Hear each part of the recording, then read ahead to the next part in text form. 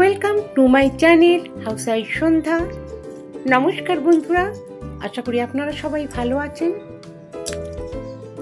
আজকে আমি নিয়ে এসেছি একটি খুব সুন্দর ভিডিও। এখন শীতকালের শেষের দিন, এখন টমেটো অনেকটাই সস্তা।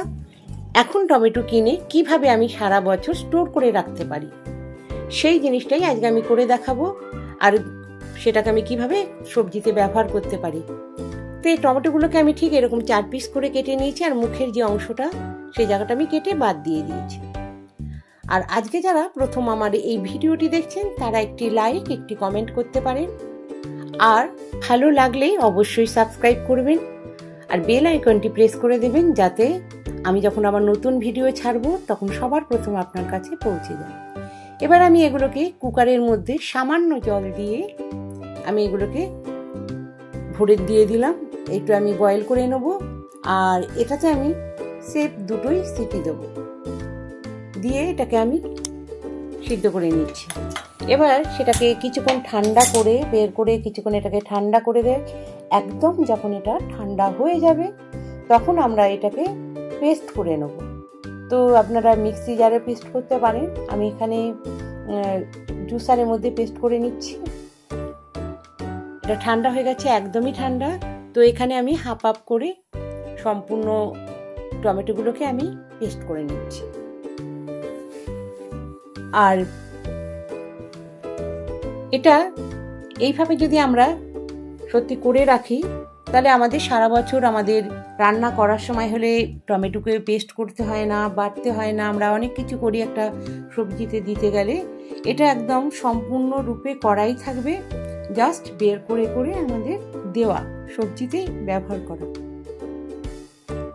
এইভাবে দেখুন, এটা আমি এই রকম থকথকে একটা ভাবে পেস্ট বের করে নিলাম। আর বাকি যে টমেটোর টুকরোগুলো রয়েছে আমি যেটা বয়েল করে রেখেছিলাম সেগুলোকে এবার আমি এই জারের মধ্যে দিয়ে দিচ্ছি। দিয়ে আমি একইভাবে সেটাকেও আমি পেস্ট করে নিলাম। তো এখানে যেহেতু খোসা আমি ছাড়াইনি, তো সেই জন্য খোসা আর সামান্য বীজের যে টুকরোগুলো আছে সেগুলোকে আমি আলাদা করার জন্য এটাকে আমি ছেঁকে নিচ্ছি। সবাই জানি এই টমেটোর খোসা আমাদের শরীরে হজম হয় না, আর বীজও অনেক রকম প্রবলেম হয়। যাদের ইউরিক অ্যাসিড আছে তাদের এটা অনেক সমস্যা হয়।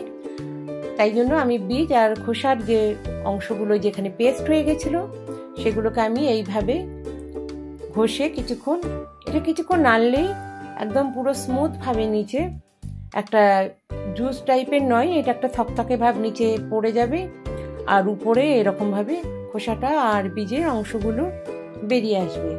এইভাবে আমি কিছুক্ষণ এটাকে ঘুরিয়ে করে নিচ্ছি।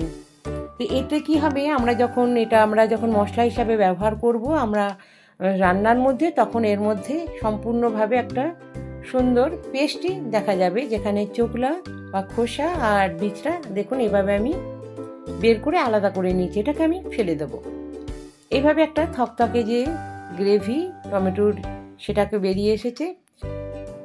এবার গ্যাস ওভেনে একটি কড়াই বসিয়ে নিলাম, আর এই যে থকথকে গ্রেভিটা আমি কড়াইয়ের মধ্যে ঢেলে দিলাম। আমি কিন্তু এর মধ্যে কোনো রকম তেল বা কোনো রকম ফোড়ন দিয়ে এটাকে আমি বসাইনি, জাস্ট আমি কড়াইটা বসিয়ে এটাকে আমি ঢেলে দিয়েছি। এবার আমি এটাকে একটু নাড়বো, কিছুক্ষণ নেড়ে নেবো এটাকে, যাতে এটা তো থকথকে হয়েই রয়েছে, যাতে এটা তলায়ও লেগে না যায়, আর এটা স্মুথলি আমি একদম সুন্দর একটা পেস্ট তৈরি করে নিতে পারি।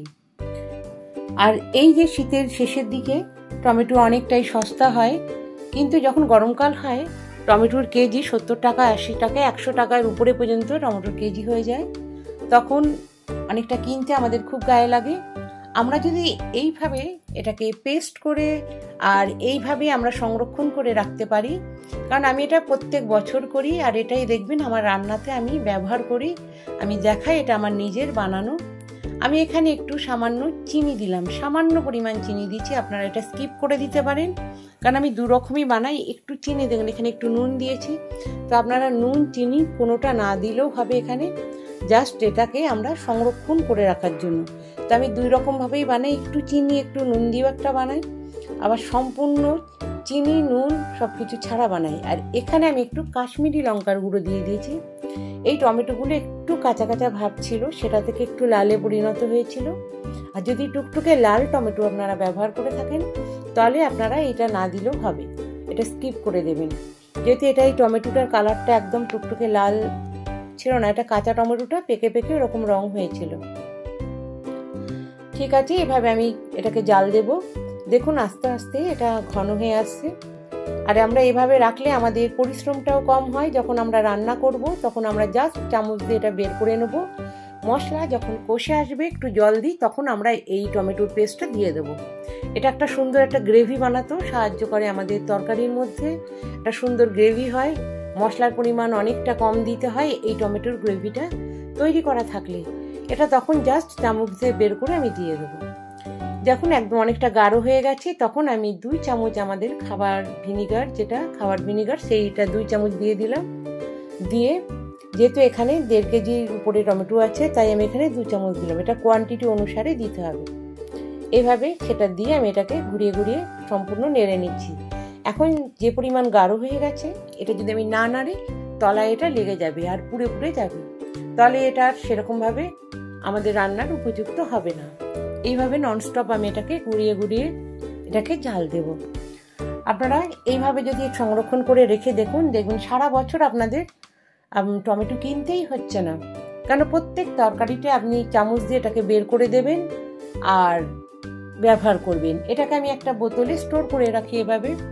আর যদি কোনো সময় মনে হচ্ছে আমি এটাকে একটু চাটনি করে খাবো, আপনি এটার মধ্যে একটু চিনি দিয়ে যেমন চাটনি করেন সেইভাবে 5 ফোড়ন দিয়ে, চিনি দিয়ে, শুকনো লঙ্কা ফোড়ন দিয়ে এটাকে 2-3টে চামচ ঢেলে দিলেন, তার মধ্যে এটাকে দিয়ে দিলেই এটা টমেটোর চাটনি হয়ে গেল। কিশমিশ আর আমসত্ত্ব, খেজুর এগুলো দিয়ে দেবেন, পুরো টমেটোর চাটনি। আমি এটাকে অনেকটা পরিমাণে করে রাখি। আর এভাবে আমি নানা রকম জিনিস এটা দিয়ে করতে থাকি। এটা সবজিতে ব্যবহার করি, মাছের ঝোলে ব্যবহার করি। আর দেখুন এখানে খুব সুন্দরভাবে এটা একদম শুকিয়ে এসছে।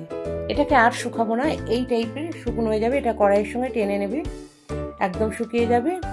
এবার আমি এটাকে যখন ঠান্ডা হয়ে যাবে তখন আমি এটাকে একটা বোতলে এটাকে ভরে নেব। আর এটাকে সারা বছরের জন্য এভাবে রেখে দেবো। আমি এটা অনেক পরিমাণে বানাই। আর এইভাবে যদি আমরা রেখে দিই, জাস্ট চামচ দিয়ে বের করব আর আমরা রান্নার মধ্যে ব্যবহার করব। আর যারা আজকে আমার এই ভিডিওটি দেখছেন তাদেরকে অসংখ্য ধন্যবাদ। আপনারা অবশ্যই এরকমভাবে একবার ট্রাই করুন, দেখবেন আপনাদের সারা বছর টমেটো কিনতে হচ্ছে না। আর কালারটাও খুব সুন্দর আসে। আর রান্নার সময় আপনাকে সেই বাটাবাটি করার বা এটাকে গ্রেট করার বা এটাকে পেস্ট করার কোনো ঝামেলাই থাকবে না। খুব ভালো থাকুন, সুস্থ থাকুন। অসংখ্য ধন্যবাদ।